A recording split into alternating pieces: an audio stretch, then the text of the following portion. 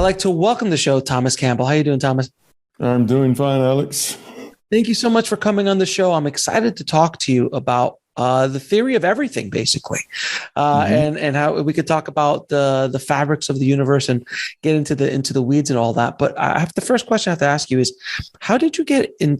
How did you start this journey? How did you start this journey into your work and into your life's work, essentially? Well, I suppose that it kind of, like most things, the start wasn't just at one point suddenly said, "Oh, I'm going to write a theory of everything." Life doesn't work like that. But when I was in graduate school working on my Ph.D., I took a TM course, Transcendental Meditation.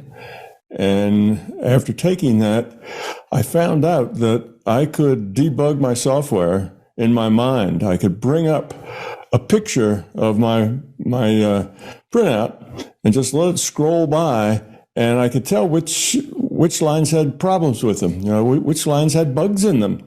They'd light up red while the rest of them stayed black on white. And then I said, well, that's probably just my imagination. Let me go check those out.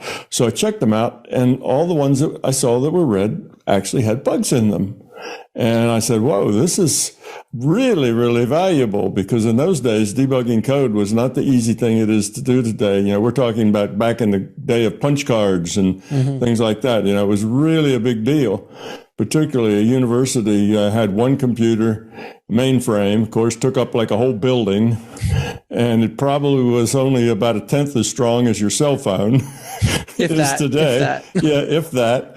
And, you'd only get a run or two a week because you had to get in the queue. And the whole university had this one computer.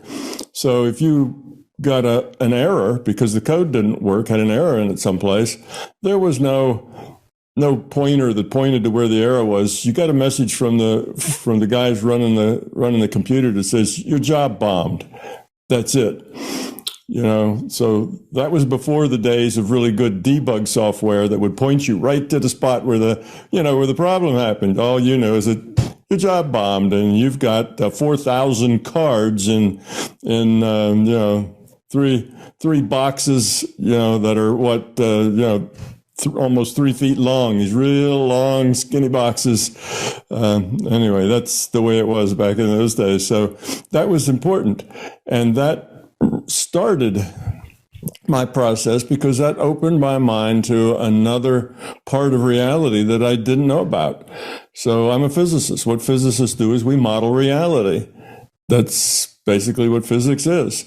And here there was another piece of reality that had to do with mind, with consciousness, that obviously was very real because it could do real things. And I had no idea how it worked. What were the underlying principles? What were the rules? Anything like that has rules.